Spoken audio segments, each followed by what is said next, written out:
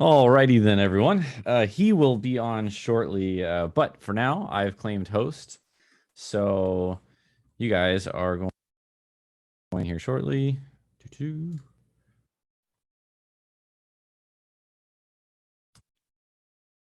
And from here, we're going to go through some fun things today, unless someone's got a question just outright that I can answer before I get into some nitty gritty fun stuff and nerd out with you guys about some macroeconomics.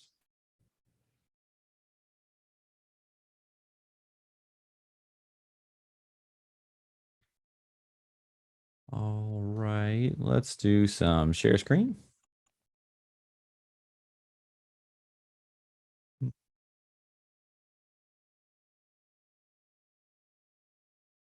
Okie doke. So the big thing on the news right now. Well, here, let's not even think about the news. What shocked the markets over, last couple days? If you've been paying attention to markets, if you've been kind of just having your ear to the ground kind of a thing, we had a reacceleration in inflation, and some people were shocked about that apparently. So if you're a sleep well or awake member, you guys already kind of knew that that was probably coming, because we talked about it in the monthly meeting that we were expecting a reacceleration of inflation, and then it eventually kind of tail off on the last half of the year. And then from there, oh, hold on a second here. Inflation is now fueled by shelter costs. Any insight here? Yeah, actually, Serge, that's exactly what we talked about in the monthly meeting. I will show you. So you can actually go to the Bureau. Let's see. Here we go. I've got it up here. So you can go to the Bureau of Labor and Statistics, and we were already talking about this on the monthly meeting. There's a recording of it. If you're a member, if you're not a member, join us and you'll get all this kind of nifty information before it actually shows up and before the news catches it, because they're always behind the fact. So as far as what's going on and why is it causing by shelter and all that stuff, we talked about what goes into the consumer price index and their weightings on the monthly meeting. And in general, so here you can look at shelter back here. So what's cool about this chart is that you can break down into different categories where inflation's coming from, right? So in August, we had 6.2% inflation versus in July, we only had 5.7%. Right. So that's a reacceleration in inflation. And keep that in mind that there's 30 some odd percent of the inflation index is actually in shelter. So that's weighting. Now, what's cool about this is that you can break this down. So you can go into like food. So you can see food is cranking at 11.4. You can go food away from home is still cranking up, right? So what happened in the month previous, which was June, when everyone was like, or July, which was everyone was like, oh my God, inflation cooled off. See, so kind of keep that in mind. What's going on here is gasoline is having a huge drop, right? And gasoline is part of CPI, and then you take out some of those things in core, and then we talked about PCE in the monthly change. So anyways, I'm not going to go too much into that. Of course, new vehicles are cooling off. Services are still cranking up, right? Medicare services are still cranking up, but they kind of gyrate in here anyways. So this is a really cool website that the Bureau of Labor Statistics kind of put through, so you can break this all down. And here, just so that you guys can have it, I'll throw it in the chat here. Save it, take a look at it, check it out. It's a pretty cool little chart. If you get into CPI, for a long time, CPI really didn't matter, right? We had really low CPI, none of the two big deals. In 2011, it started to kind of like, people got a little sketchy back here because they were like, wait a second, because of all the printing that happened. But the Fed stopped injecting money. They stopped doing quantitative easing significantly earlier in 2008.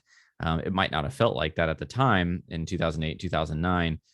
because that was the first time that they really went to that extreme, and they did some sort of quantitative easing and things like that. So inevitably what ended up happening was is they as inflation cooled off and came back down in 2012, they were like, hey, we've got room to inject some more cash into the system. And we're going to talk about Austrian economics here in just a little bit, because that's going to be a fun topic, and kind of why they do this, and what's going on, and how do these like boom and bust cycles work, and kind of where all this is playing out right now, and where are we at in the cycle of things, and why we're going to have this kind of regrowth at the end of the year, and then eventually it's going to all fall apart next year and go down into the shitter. So if it doesn't just move forward, it is possible that investors just kind of push everything forward and we just go completely straight down, but it's highly unlikely with the next few quarters. Anyways, let's move on to, so this is one thing that kind of looks at, and like I said, you can look into shelter and you can see shelters cranking out very heavy weighting into this. Things like food has a decent amount of weighting in there. Commodities, not so much. Commodities are very low, but you can tell that they're coming down pretty aggressively, which is why if you try to invest in commodities for quote unquote inflation purposes, it doesn't work out very well, because commodities don't really cover inflation very well. It's just not how it works. Anyways, so Medicare, everything. So you can kind of break this down. So we can take down all things and then sit there and pump in all of these aspects. Shelter, I mean, some apparel's in there, but it's a very low weighting. And then we'll throw some energy. So down here on this chart, you can see what huge levels of energy and gasoline are, right? They're just so far above and beyond what they are. But you can what the rest of the pack is, but you can see how volatile they are. So what CPI does is it tries to reduce the amount of weighting that these have, and so you get core CPI, and then you get PCE, and core PCE. So if we strip out the really crazy things, which are energy and gasoline, and we kind of look at the rest of the mix, you can see back here which ones are still accelerating, right? So we've got food, which is still significantly accelerating. So they haven't rolled over. What I mean is they haven't started to come down from their top levels. So food is still accelerating. Food away from home is still accelerating. Shelter is still accelerating. And medical care services are still accelerating. So those all have decent heavy weights in the grand scheme of things. Now, what's kind of coming down is commodities, new vehicles, but these two don't really make up for a lot of the weighting in the CPI. And then back here, we've got apparel, which is a pretty low level too, and that's kind of coming down too. And that comes back to retail inventories. And I think I've got retail inventories up here. At least I thought I did. Hold on, my little thing. Yeah, there it is. All right. So, retail inventory. So you can see that the retail inventories have really spiked up recently. And that's because this is the pandemic, right? Low production, low inventory, not being able to get things in, and then eventually the bog, and then it comes back, and then we've kind of returned back to our typical trend line. And then this will probably cool off and chill out, and then most likely businesses will kind of spaz out a little bit, and then they'll slow it down, and then inventories will spike up a little bit further, and then they'll drop off, and then we'll have this kind of volatile time until it settles out. That's typically how it goes during recessions. We can come back to 2008, and it's kind of like that too, right? You get that whole spike, chop about, and then you get this big drop again during 2008. And it's because holding inventory is really expensive and people aren't buying it. So you kind of project that. So anyways, we'll probably see that again. We'll see this big spike, and we'll see this big chop, and then we'll see this big drop probably next year. And then as the recession continues, hopefully we don't get anything longer than June, July of next year. We can't really see very well beyond that, depending on what the Fed does, depending on how the economy handles things, and things like that. So we'll see how deep the inventories go over there. But that's why apparel has came down. So, but like I said, not a really big deal in the grand scheme of things. So, anyways, take a look at that chart if you got a chance. And there's a couple other questions here. Shelter Hey cost Wayne, I is made driven it. by. Oh, hey, what's up, Tom? Yeah, I'm writing down these URLs to put them in the meeting links for the recording. Oh, nice. Let's see. But Fed's selling mortgage-backed. So mortgage-backed securities further. Seems it'll only will make Make things worse. inflation worse. Um, okay. We are going to dig into that, Serge. So I'll talk about some Austrian economics here in a little bit. Um, that according to theory and historical precedents, that is not accurate. The mortgage rates, as mortgage rates climb higher, it will push inflation the opposite way, for a few different reasons. Anyone that's got an ARM, an adjustable rate mortgage, they're going to have less money to spend, therefore less purchasing power, and then consumption drops off. And as consumption drops off, so does investment. And as investment and consumption drop off, you get a bust cycle, and then you get a reduction in investment, you get a reduction in consumption, and then you revert back to probably sub mean, and then inflation will come back down. So yeah, we can talk about that in just a second. Of course, at some point, people will stop buying houses. Yeah. So yeah, the housing crash. Well, yeah, we'll talk about the housing crash, I guess, a little bit. But yes, this boom cycle is just like the last one in 2008. It has ballooned, and home prices have ballooned along with it. The difference is that it's not the consumer that is over leveraged. It's investors, and we can talk about that and why it gets created. It happens every time. Last time, investors were much deeper in the CDO and mortgage back or CDO and mortgage backed security areas. And I mean, they're still there. They're definitely still there. And banks have been doing, adjustable rate mortgages, but banks haven't been trying to over leverage too much to the regular buyer in the home market. And that's pretty much because, they quote unquote learned their lesson from 2008. But this bubble isn't like the 2008 bubble. The regular Joe Schmo is not over leveraged. Most people don't have 3 or 4 homes. Most people that can't afford their homes aren't buying their homes. Like, no, people can budget their homes, and they had the ability to make their mortgage payments, and they're not crazy. There are some arms out there that are a problem, but that's not the big issue. The big issue is the investors that are leveraged, looking for yield, and packaging up products in REITs, and and buying single family homes to rent them out, right? Assuming that they'll have renters, because the low supply in housing, and the low in supply in housing is because of businesses buying houses and entering the single family more market. That didn't happen in 2008. Maybe 1 out of every 9 homes was bought by a business back in 2008, and now we're at about 1 in 5 or 2 in 5 in some areas of every home is bought by a business or an institution to be rented out. So there's a huge bubble in single family residential rentals. And yeah, in an economic collapse, renters stop paying rent. They don't care. They'll squat, right? We saw that in COVID. So that it's going to be a problem. Anyways, I digress. That's why if you go look at like REITs during COVID, they like dive bombed.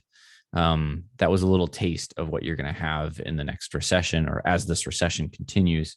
Right now, big money has been sliding out of REITs, and you can see that if you go look at a REIT. Anyways, I digress. So let's go into some of these fun things, and we'll talk about kind of why that's happening, and why I'm even kind of able to say some of these things about how these boom and bust cycles work. And we'll go from there. So just to kind of refresh up on some things, what kind of happened. So the dot plot, I should say, the change in interest rates significantly. We're now, because we're having this reacceleration in inflation, the Fed is now going to have to raise interest rates more and more and more because, quote unquote, they're data dependent. So you can see about a month ago, we were only looking by September. We'll go back to September. About a month ago, we were looking at most likely being in the 275 basis point range or so. Now, where are we right now? Just to give us all reference to this, let me see. Says the current rate's 225 to 250. Oh, thanks. It's at the top of that chart, right above the blue bars, underneath the title. Yeah, that's fine. I was gonna pull up the yield curve. There we go. So so right now about 2.46, and you can see that the natural tendency is going to be probably somewhere around this 4.25 range. So they got a long way to go until they get to the market's natural point. So going back to this, if we're targeting a top range of 250 and we're going to 325, right? That's a 75 basis point rate hike, which is the same as last time. But now we're starting to price in a probability of 24% of doing a full 100 basis point rate hike, which has never been done in history. I saw that. That's crazy. Yeah. So that's the thing. So you can see as of 1 week ago, that was at 0%. And now yesterday we went up to 31, and then we cooled off a little bit today. We'll see where things go. We typically overreact a little bit off the front end. Now, by November, this is the interesting part, is not just this next rate hike. That's the big deal. It's that this is now being priced in across all of the rate hikes coming forward. So you can see here, we were 2276, and then now we're all the way cranking all the way up to 375. We're starting to crank up further, right? And then in December, you can see we pushed, look where our mid-range was, 375, right? And then we're pushing all the way now down into 400 to 425 to 450, right? So this is about where we will hit a normal rate, right? 425, 450. And we're not even projected to get to that until December, right? So that's why there's still, technically, the Fed is still behind the curve. So they're still stimulating the economy. Even though, everyone's complaining that they're raising rates and they're choking off the economy, actually they're not. The way that we can see that is through the yield curve, right? We can see that they're still significantly depressed versus, because they manipulate the front end of the yield curve mostly. Mortgage-backed securities will pump up the back end of the yield curve, right?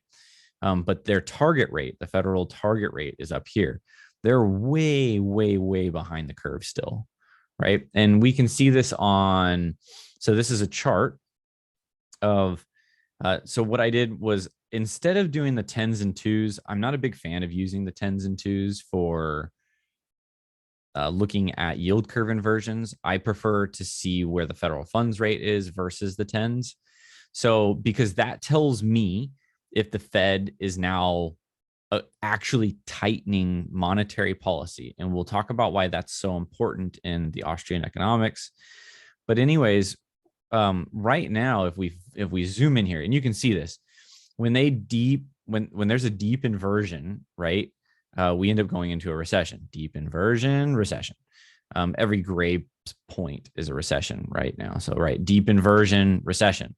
Light inversion should have been a recession, but then they backed off on interest rates really quick, re-ballooned the bubble and .com, right? That was the .com bubble. That's, if you guys ever remember that, in 98, the market went up and it started going like super haywire. Everyone got super exuberant. That was the bubble, right? So bubble and then pop, right? So retighten, and then now it's actually a recession. So this is very similar to what we had this time around, right? Where we had an inversion, we had COVID, right? We created the bubble, except this bubble was even bigger than what happened in the .com, way bigger bubble than what happened in .com. And now we're on the backside of this, going into tightening phase, popping the bubble, right? So here we are, we're popping the bubble. And if we look, we are actually not even inverted. And recently we've actually been coming the other way. And that's basically because the bond market is inverting aggressively ahead of the Fed. And when that happens, you get that this divergence from especially the 1 year or even the 2 year versus the 1 month. That's them being significantly behind the curve. So whenever you hear the behind the curve on the Fed, that's literally they're behind the actual yield curve back here. All right. So anyways, what are they also doing? They're tightening, quantitative tightening. I did look into the factors affecting balances, which is through here. So after looking at all this stuff, they are actually tightening what they say. The only thing that is catching me off guard still is that their mortgage-backed securities are still not tightening as aggressive as what they originally said. They are selling the absolute number of securities off. So if you go into here and you want to like look at like last month from August, and you want to look at, okay, how much did they reduce? You know, we went from 8928 down to 8872. So, you know, roughly speaking, you know, 50 billion right there, which is in line with them accelerating in September. So they are accelerating their asset roll-offs on a weekly basis. But the amount of mortgage-backed securities is not changing. So mortgage-backed securities 2717 is what is in August 10th, and back in September is 27 and now in September 2709. So you can see that that's a reduction of only about 8, which that should be ramped up to somewhere around 30 is what they said. So they're still way, way, way behind in their mortgage-backed securities. I don't know what for. I don't know why. I don't know why the news hasn't been pointing this out. I don't know why it's not a thing right now, because it's like, hey guys, they're not selling the mortgage-backed securities that they said they would. They haven't even addressed this yet. They are selling them. They are getting their extra reduction from selling treasuries. So I don't know why they're not pushing the mortgage-backed security market. I don't know if it's because they're trying to hold off and not push mortgage interest rates too high and crash the housing market. I don't know. Who knows? I mean, I can only speculate. So as far as a mechanic though, right, that's going to further invert the yield curve because they're not putting the pressure on the back end of the yield curve as aggressive. And now mortgage-backed securities will push in this back half of the yield curve. It'll push this stuff up and it'll uninvert this yield curve, right? But of course, raising long-term interest rates would be a very, very aggressive tightening stance along with the front end of the yield curve. Front end of the yield curve is more of a bank thing. Back end of the yield curve is more of a mortgage and housing and shelter issue. And when we do have adjustable rate mortgages, and trust me, they're still out there, even though like, well, we stopped doing that in 2008. No. We still very much do adjustable rate mortgages. They're out there. Lots of people have them. So every time the mortgage rate goes up, their spending goes down, defaults go up. It's bad news. Anyways, all right, moving on. So what that ends up going down to is the GDP forecast, because the unemployment actually spiked up a little bit. The GDP forecast on the Atlanta Fed is dropped pretty significantly. Now, this also correlated with mine. Mine dropped down too, although theirs dropped significantly more. So their weighting is going to be a little bit different than mine. But still, this is an aggressive drop in GDP late into a quarter, right? Normally it stops moving as aggressively late into a quarter, the GDP now forecast. So think about it like a weathercast function. So the closer that it gets, or the more data that we get, the more accurate it becomes. So if we're trying to project out, what's the weather going to be like, 10 years from now, it's not going to be very accurate versus what it's going to be like tomorrow. It's going to be significantly more accurate. So anyways, this is not a good sign. So initially I was pretty bullish coming into when the market was coming down pretty hard and GDP estimates were starting to go up. This was a good thing, right? Everything was pretty exciting. And then now once this kind of leveled out, came down, plus we got the reacceleration in inflation, the Fed's ramping up things. I don't know if the assets are going to be able to overcome the selling pressure of the Federal Reserve, and the market is probably likely going to chop more. All right, now let's talk about something. Aha. Okay, before I get into any of this, because this is going to be like a crash course on Austrian economics and what is happening right now, I'm going to try to kind of tie it all in a very quick manner. Maybe one day, I'm doing a presentation for AII, and I'll probably go over some of this with them. But anyways, the whole deal behind this is like cycles of production or different areas of production, right? If you guys have any questions, throw them up before I get too deep, but I'm about to go hardcore here.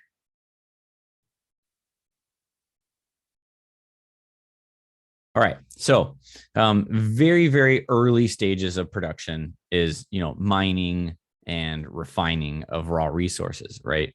And then you get manufacturing, right? And then in the middle, you get your transportation, right? Your distribution, getting everything out there, right? And then, of course, after the distribution, it becomes into your wholesaling, which is like your secondary sellers, or like, your middlemen, basically, kind of a thing. And then you go into your retail, which is your final consumer. So each stage is kind of, if you can think about it, like if you were going to be an investor, right? If you're attempting to invest for money in the future, right? And production in an economy, you would want to move on this side. If you can invest in this area, right, it will inevitably trickle its way to the back end of the economy, right, or of the front end of the economy. And so the whole theory is that when investment goes up, it pushes up this side of the production cycle. And then when consumerism goes up, it starts to push in this side, right? And that makes sense, right? Because wholesaling and retailing, that all is buyer generated, right? So as more buyers are coming in and buying things, investment's going to be pushing into the retail side of things and wholesaling side of things, because that's where the money is made, right? Whereas if the consumption is low right now, let's say that the consumption is significantly lower, then what we would want to do is flatten out this triangle and pump in our money into the early stages of the system, right? So R&D, mining, refining, and manufacturing, because consumption's so low right now, we're going to pump this side up so that the future we can actually provide more value. And so anyways, so this is the investment of the production cycle. Okay, so what does that matter? Well,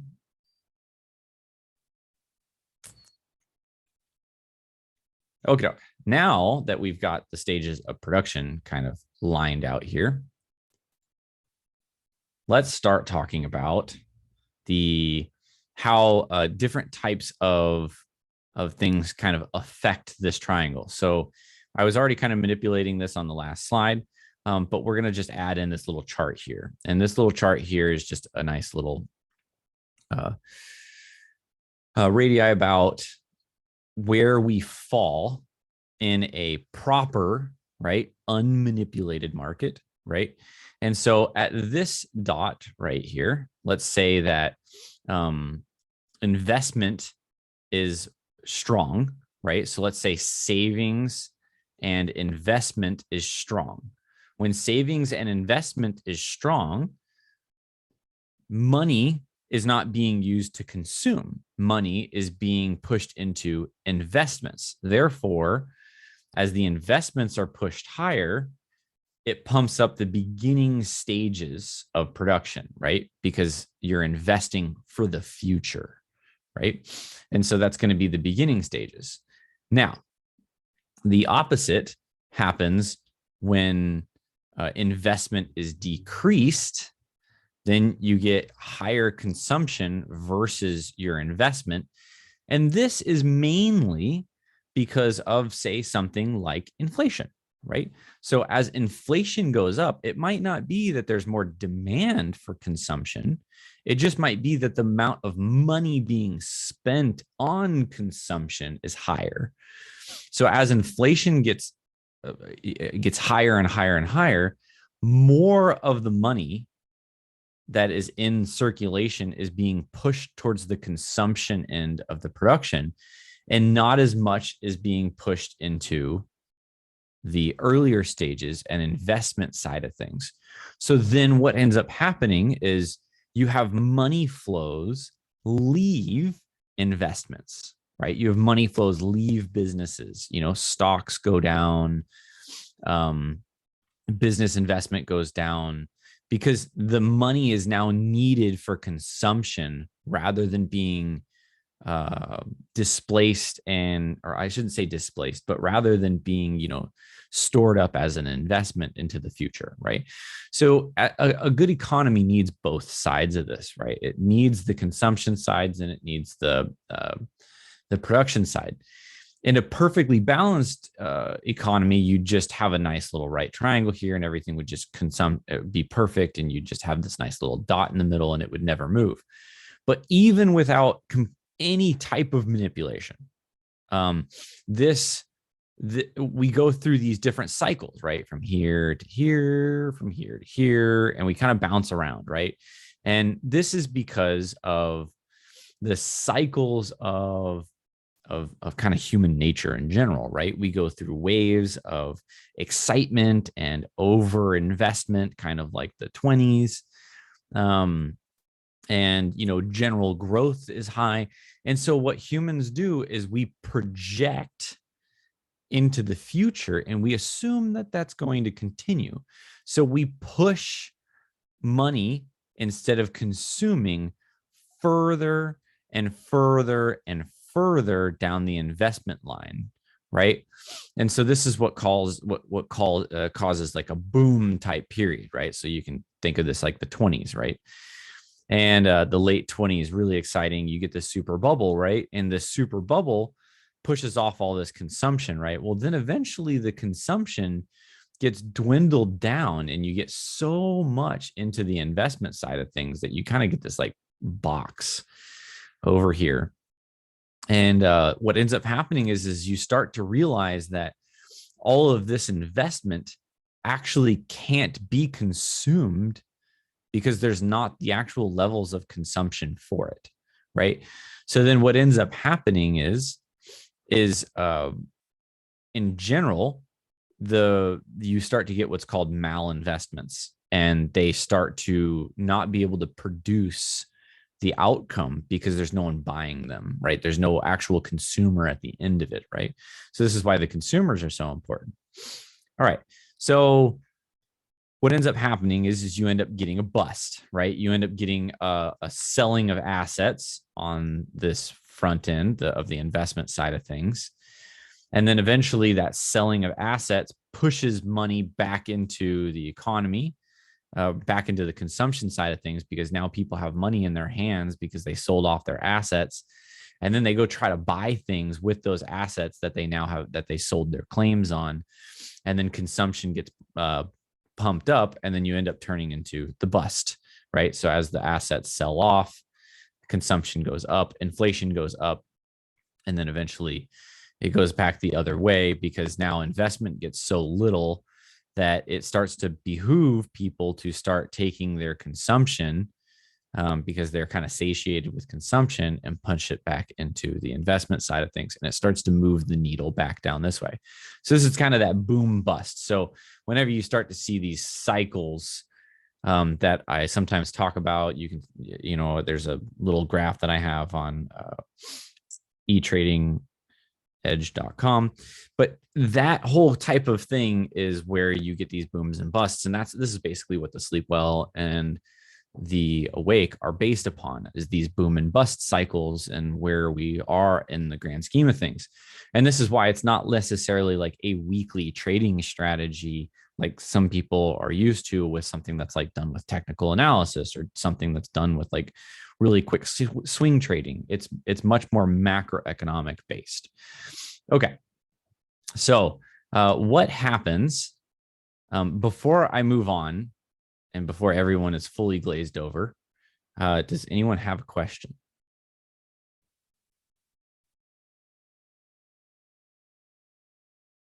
All right. If you're typing in something, continue to type. I'll move on to the next one and then I'll stop. Okay. So now we're going to complicate things a little bit further with a third graph in here. Okay. So far, hopefully it's been relatively easy. So you can see over here that our stages of production is being manipulated by these graphs over here. And actually it's being manipulated by this section. And this is a cause and effect, and then a cause and effect, right? So if you can imagine, this is the source, so 1, and then this is 2, and then this is 3. So this is the source down here, but we got to get to the source here in just a second. This is the end result, which is what we feel as a consumer or as someone living in the economy. This is what we feel over here on 3. And so stages of production, you can see right here, we've got this pump up over here on this right side, and then we've got this big stretch out over here on this left side. And then we kind of have this valley that shows up in the center here. And why is this valley showing up in the center here? And this is really kind of like your transportation, right? So if your transportations are going down, right? Like, so if you look at the, if you look at your transportations dropping off, so something like the Dow Jones transportation, if you see that that's having an issue keeping up, or it's starting to roll over, there's some issues. There's some issues in the economy. Anyways, the reason why the middle gets kind of left out here is because we're really only pushing 2 sections here. This is the investment side of things, and then this is the consumption side of things, right? Over on the right side. And why are these moving? Why are these getting pushed around? Well, we talked about the investment over here, and we talked about the consumption, and we moved along this arc right here, right?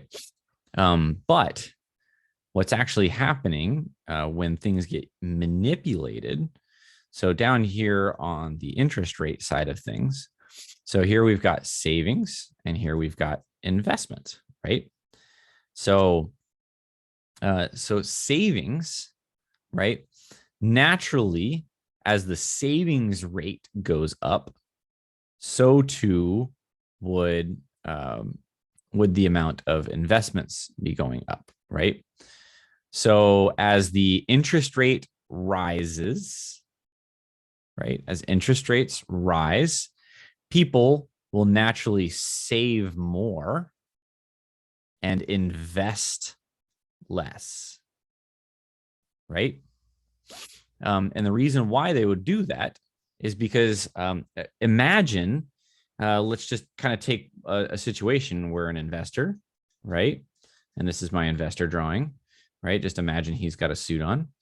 So imagine that we are investing, or address if you're a female. I know there's female investors out here. So anyways, so if we're an investor and we're thinking out into the future, right? And we're imagining in the future, right?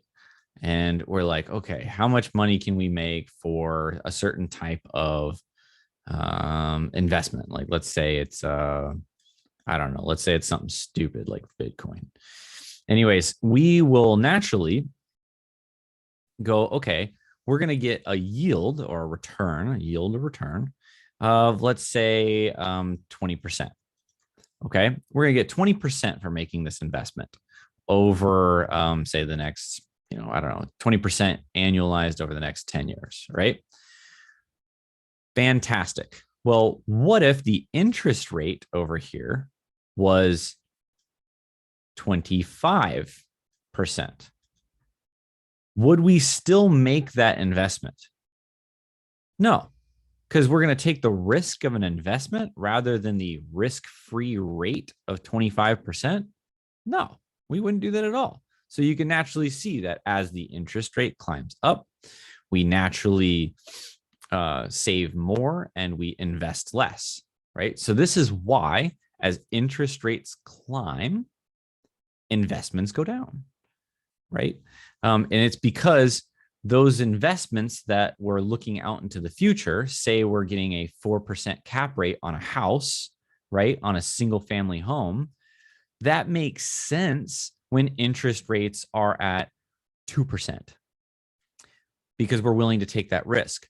But if interest rates are at 5%, why would we have a house that is only getting a cap rate of 4% with all of that risk? And in the middle of a recession, our tenants are starting to not pay, right? Like that's a problem. Like, no, I'm going to sell that asset. I'm going to get out of that and I'm going to go into a risk-free bond.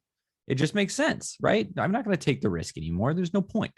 So then you get this across the board, all banks, all investors, everyone, they all start selling those risky investments. First, it's Bitcoin because that's the stupidest investment.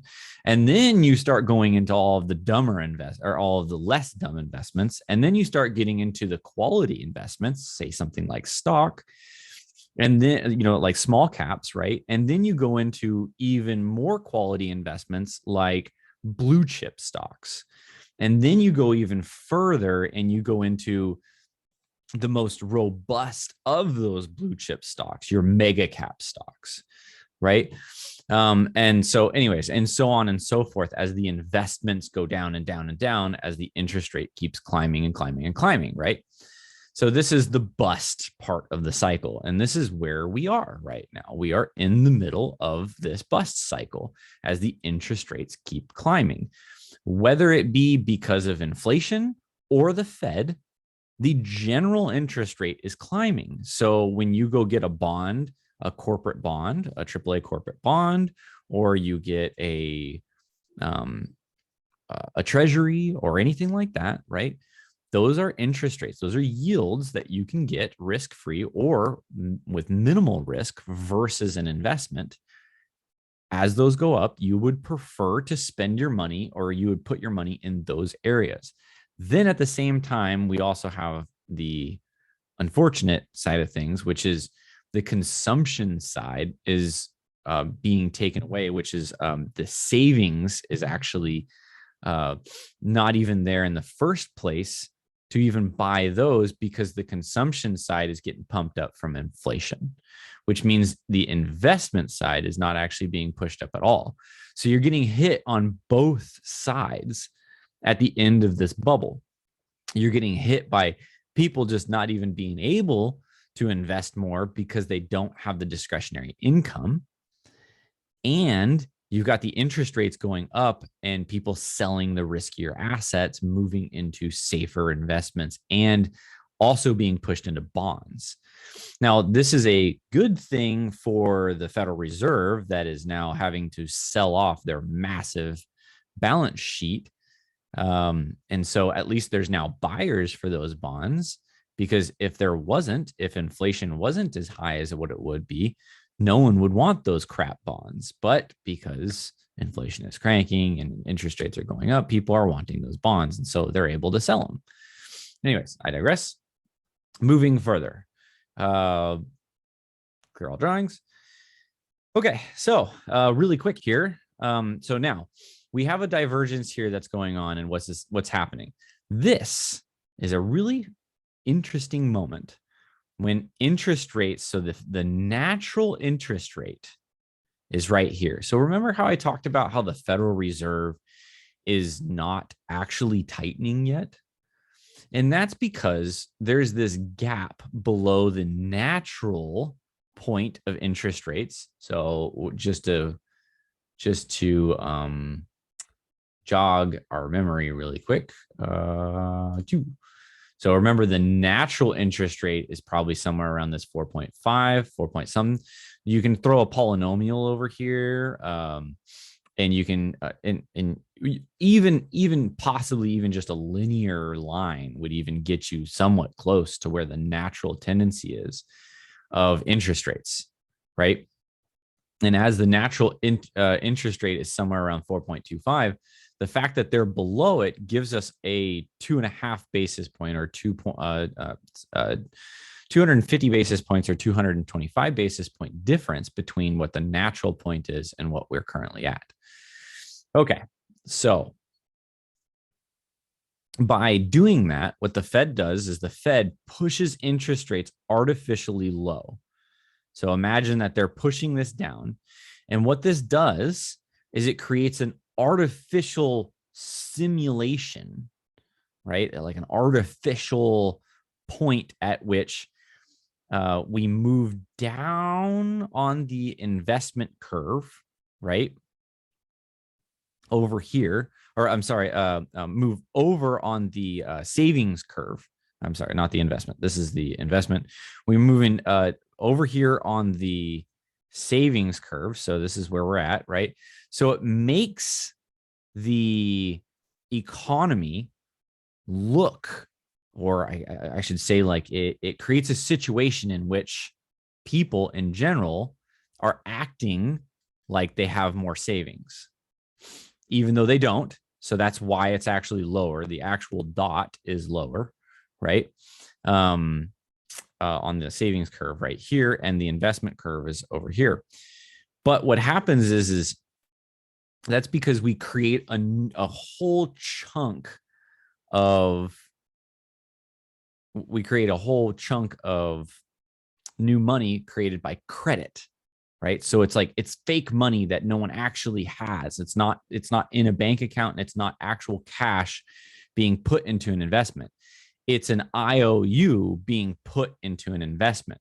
And what that does is it pushes the investment dot over to more investments, and it increases consumption at the same time because it's a bunch of fake money coming into the system.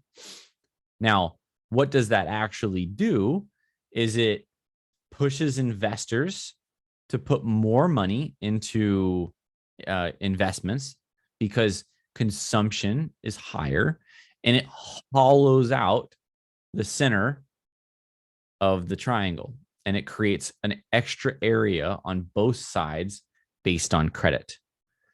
Now, eventually it needs to normalize, right? And why does it need to normalize is because it needs to go back to this original triangle right here. And why does it need to go back to the original triangle? And that's because that's where the equilibrium is. But for right now, we're pushing out further, right? And this is because the interest rates are artificially low. Now, as the interest rates rise, the real savings is starting to show up, and we're starting to come back to earth. Investment is now being restricted, and we're coming back to earth, right?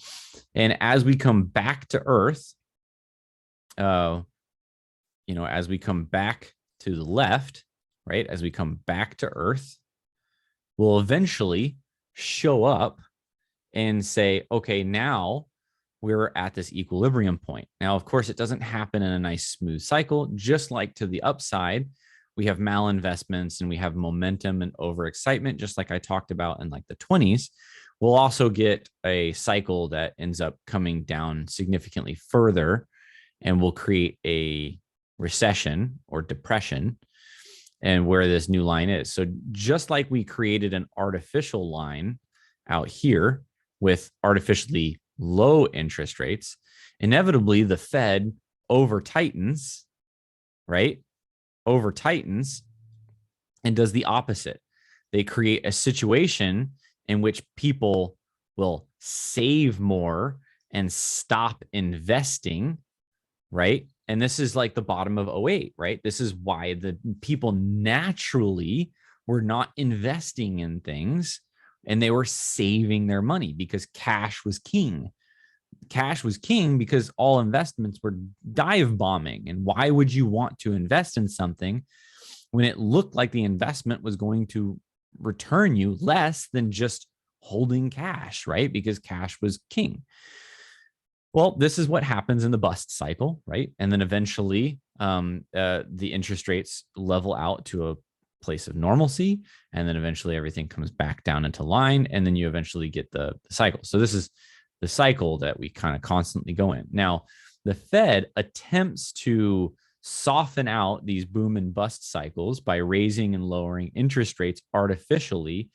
So in essence, during these big boom cycles, in theory, they would be tightening interest rates to try to soften this hump out.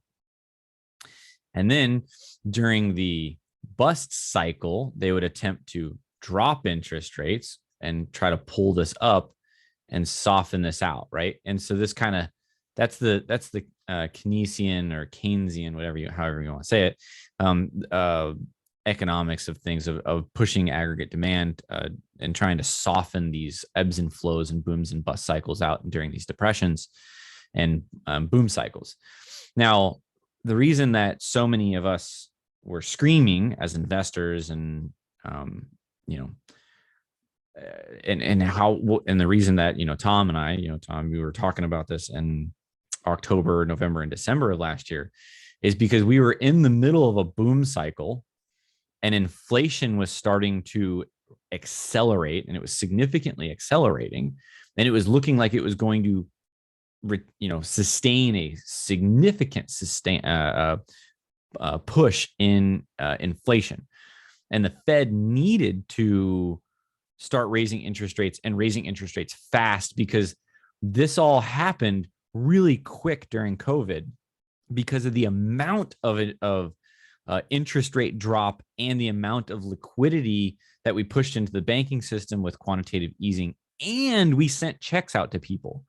The amount of pressure that this little black dot down here took on just sent it off the deep end and pushed investments way out the deep end and pushed savings way off the deep end to the bottom side.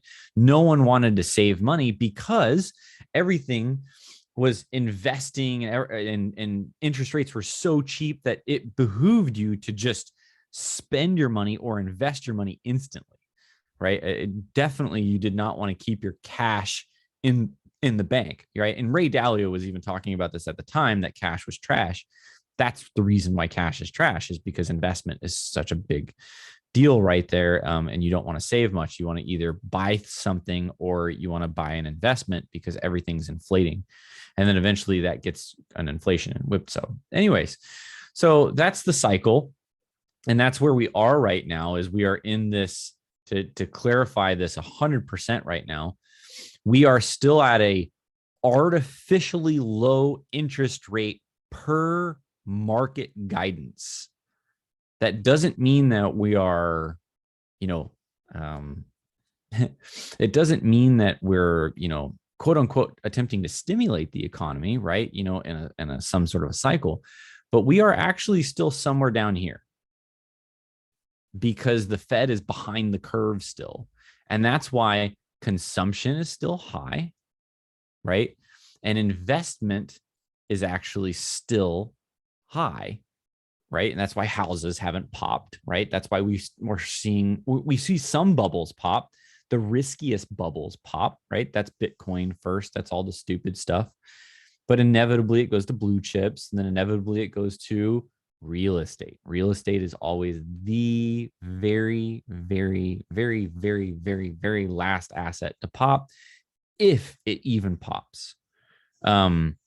This time around, most likely it will pop, and it'll be something glorious, I'm sure, except for all those people that have issues. And I'm so sorry. So anyways, so that's where we are. As the Fed catches up, and gets to this normal point, right? We still will have the momentum of things working through the economy. And that momentum needs to still be stopped.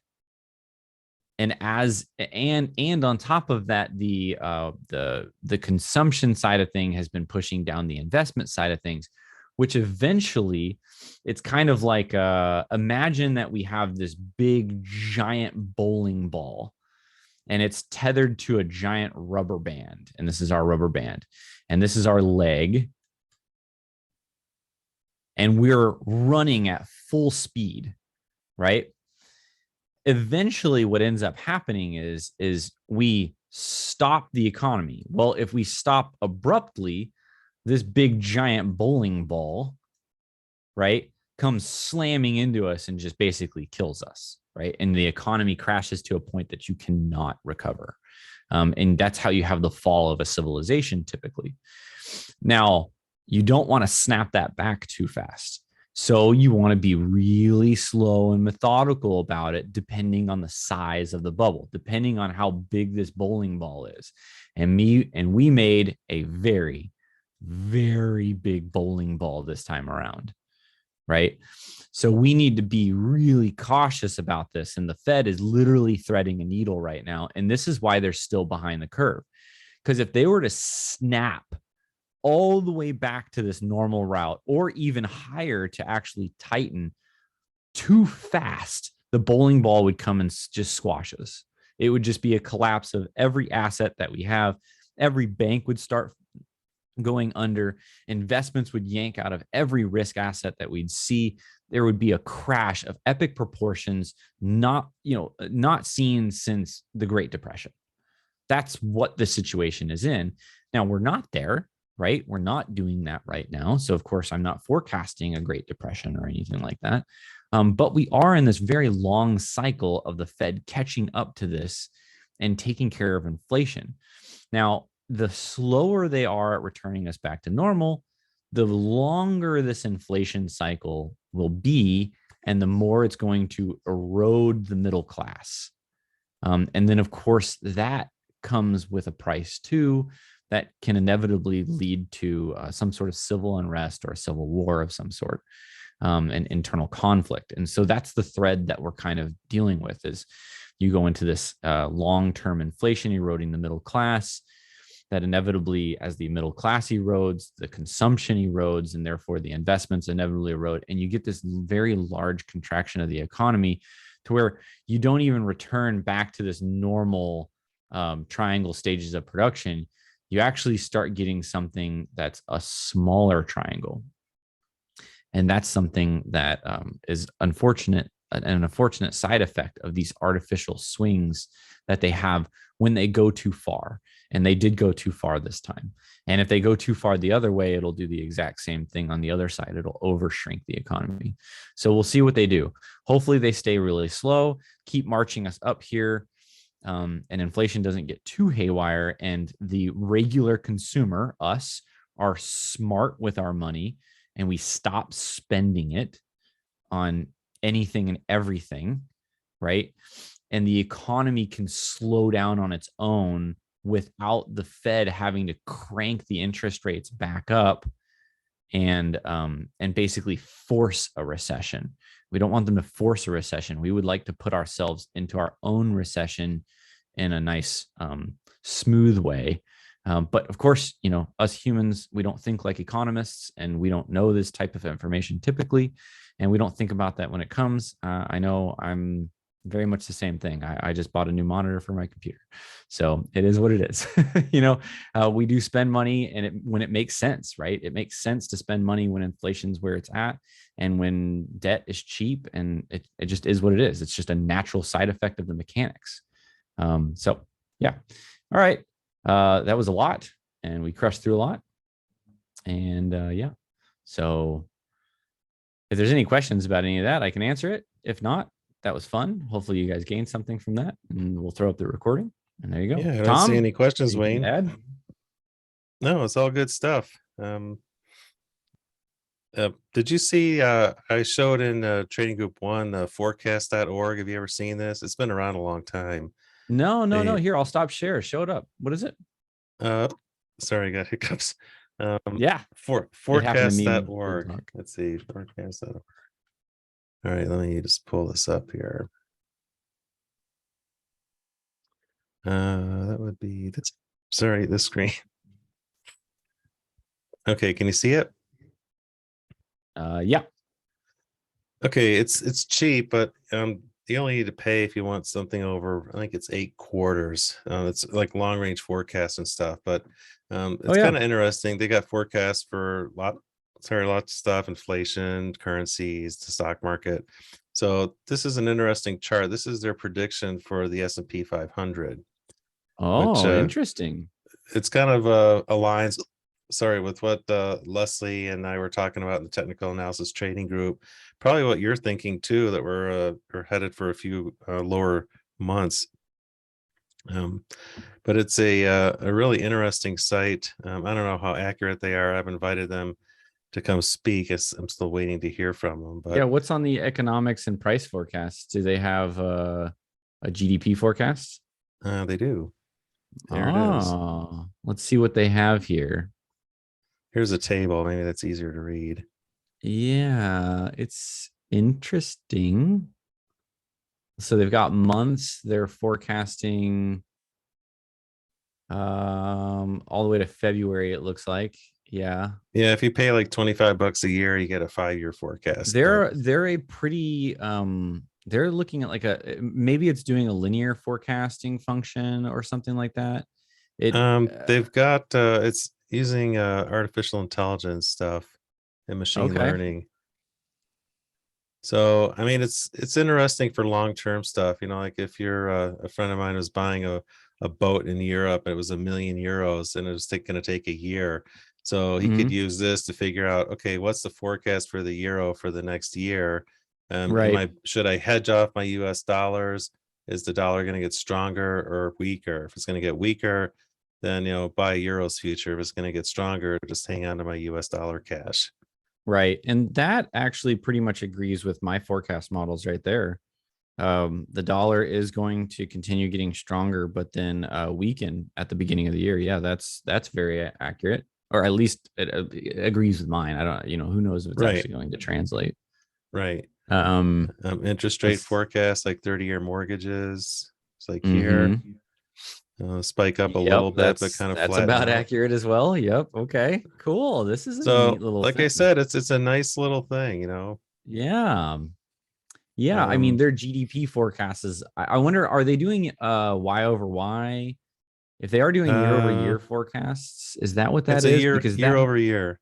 okay, so this makes sense. Okay. So can you man, I wish they could do they do Q over Q by chance? Is it anywhere on here? Oh, I don't think so. Well, that's fine. Um Maybe if you subscribe, I don't know, but yeah, it's so Q over Q. So just a little bit here on this topic.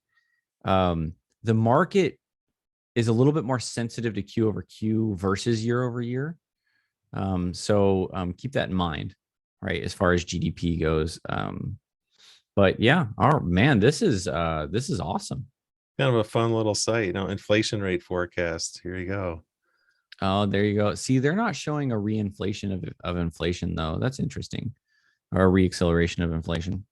Again, I Hmm. don't think they're taking into account anything except the movement of this chart and then just trying to use Oh, machine learning to predict it.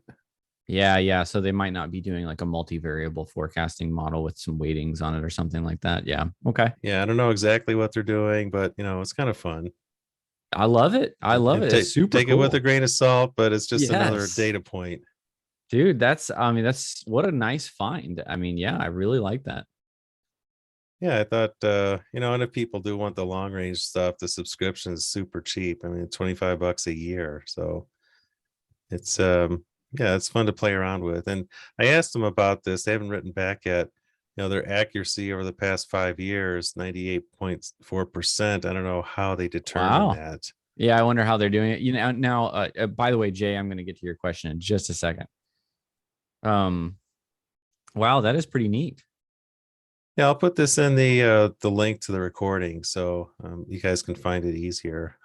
Maybe on this page. Yeah, love All it. right. Well, anyway, I just thought I'd share that with you guys. Yeah. So, Jay, by the way, yeah. So we have been predominantly in the dollar. We're back into the dollar, of course, and then we're probably going to be there for a little bit longer. We'll see where things kind of go. UUP is the dollar. Jay, if you're um, a newer subscriber, just kind of what that is, UUP. Uh, and then gold is another thing, but like I had said in the weekly commentary, I send out a weekly commentary. By the way, Tom, I did hear some feedback from some subscribers saying that they're not getting an email notification when I write those weekly commentaries. Really? Uh, Okay. yeah. So and it's Like actually like came sleep from a well few. So subscribers or yes, sleep well and awake subscribers. Yeah. okay, I will check it. I'll check the code. That'd be great. I thought it was just one person, but it is coming from a couple. So I was like, okay, well maybe that's a real thing. Time to It still test. shows up when you log into AirMirror, but they're just not getting some sort of The notification that it's notification. coming. Okay. Yeah, I'll check and see the email logs. Maybe they reported spam and the email providers are blocking them or something. I don't know. I'll see if it's getting Okay. sent or not. I'll debug it. Yeah. You guys can go into historical weekly commentaries too. There is a boatload of information in there. I most of the time write a weekly topic of interest, plus I kind of comment on each asset.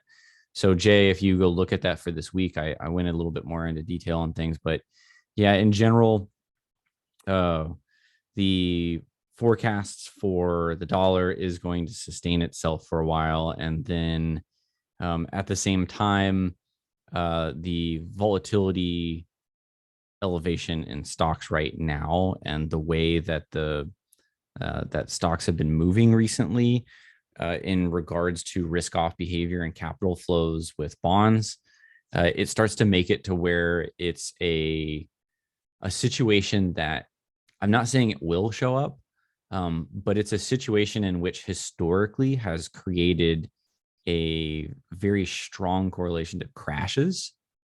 Um, Hey, and I Wayne, real quick, mean, I have to leave. We had a dinner reservation. I forgot yeah, go about. So, ahead.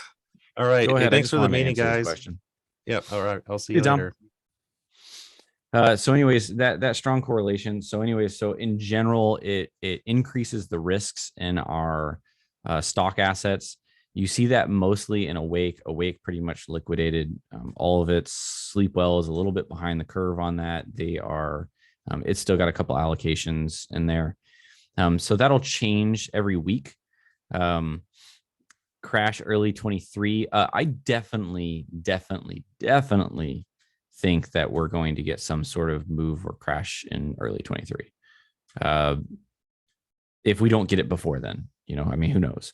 But definitely, it's going to be there. It's going to be nasty. I kind of said that early or late last year before we had this meltdown.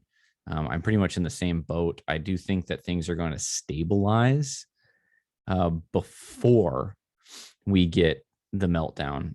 So I'm not thinking that there's going to be a crash yet.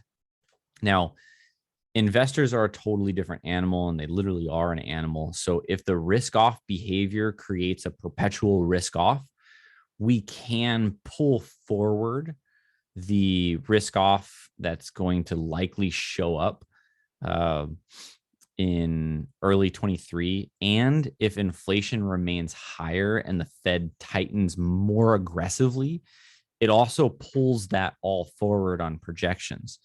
So I was originally thinking that we were, January-ish 23. Now it's starting to look like it's going to pull a little bit into December.